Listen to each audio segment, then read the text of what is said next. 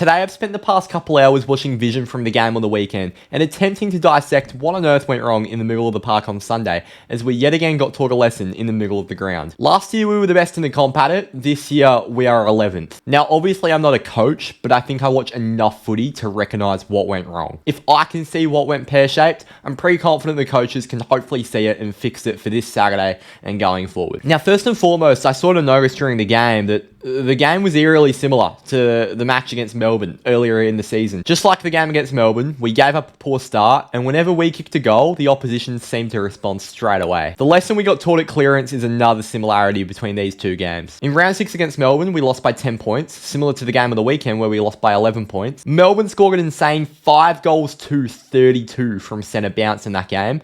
The exact same as what Sydney scored on the weekend. Now, conceding 5 goals from centre bounce is not normal. They are incredibly high numbers and really alarming. In the game against Melbourne, we only scored 1 goal from centre bounce while we scored 2 on the weekend. And in the game on Sunday, Sydney scored an insane 9 goals, 660 from stoppage compared to our 2 goals. There just was not a lot of continuity in the middle of the park on Sunday. We used 16 different mixes out of 28 centre bounces. Now, statistically, the most effective midfield mix was Darcy, Brayshaw, Bolton, and O'Meara. They were the second highest used mix during the game, being used 3 times. They did not concede a single score or inside 50 from the middle, and accumulated 2 inside 50s and a goal from centre bounce of their own. The tap work of Darcy to find Bolton in dangerous positions, mixed in with the physical presence and defensive-minded nature of Brayshaw and O'Meara, helped this mix to flourish in the second half. I think this highlights the importance of elevating Jager to the 22 this weekend, especially considering how much he's riding on winning the contest. This also removed the pressure off Sarong, who was being hard tagged by James Jordan, as has been well documented,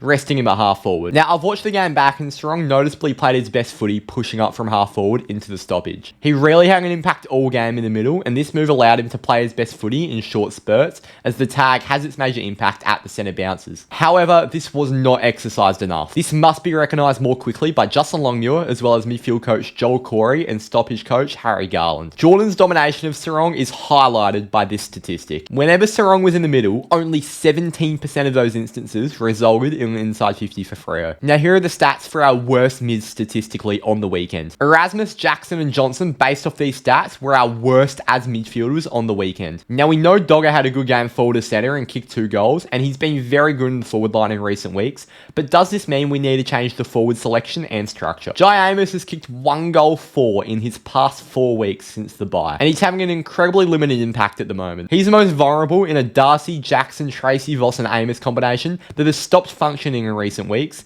even in some of our wins. Now, Erasmus being included in that mix of our worst mids is quite interesting because I actually think he played really well on the weekend. However, watching it back, it's evident that his best footy came from starting on the wing and pushing into stoppages and into the centre bounce. When he did this, he equalised with Golden fairly well, and we got a good bit of ascendancy during that period. Now looking at our best, Corey Wagner, Jager O'Meara, and Shea Bolton. O'Meara and Wagner were the 2 clear standouts in there, however, not conceding a single inside 50 or score from their combined 10 centre bounces they attended. They both provide something completely different to what we already have, and Corey Wagner's midfield move has been one of JL's biggest masterstrokes in 2025, with Wags arguably best on for Freo. Now, despite Bolton giving up a fair bit of it in the middle, the other midfielder's jobs is to allow him to flourish. Bolton was a part of the centre bounce 8 times that led to a Freo inside 50 on Sunday. Shea only touched it 3 times in the first half, yet still found a way to make an impact. That is the sign of a really high quality midfielder, and he was rewarded with a coach's vote like a lot of people have sort of questioned, but I can see where they're coming from. Fremantle started the second half with a visibly different midfield setup, creating more space around the stoppage, with Wagner getting his first CBA in the opening bounce of the third quarter, sitting behind the stoppage with Bolton at the front. This first centre bounce of the second half highlighted the lack of trust within the midfield. Bolton overcommitted behind the ball, and Brayshaw got caught on the wrong side of Warner due to Bolton limiting the space of Brayshaw's matchup and creating a screen for Warner to collect. Thankfully, putting Wagner into the midfield paid dividends straight away, with him reading the handball chain and delivering a scoring opportunity inside 50 from halfback. The ruck department is a very, very interesting one. From the eye test, I personally thought that Sean Darcy was the man that had the most ascendancy in a game where Brodie Grundy dominated. However, these stats suggest otherwise. The statistics are showing that Sean Darcy got absolutely smashed in terms of his hitouts, actually going to advantage. And defensively, the numbers say that we were a disaster when he was in the middle. Jackson also performed far better as a ruck than he did as a midfielder. We still had significantly more clearances with Darcy in the ruck, but how many of them resulted in an inside 50 was a worry. From the vision I watched as well, every time Freo won the clearance, Grundy was one of the first spares behind the ball, and Darcy was tracking 30 metres behind more often than not. I'm still a huge believer in the double ruck combo working, but it's either got to be forward structure or midfield setup that changes to get the best out of both of these stars,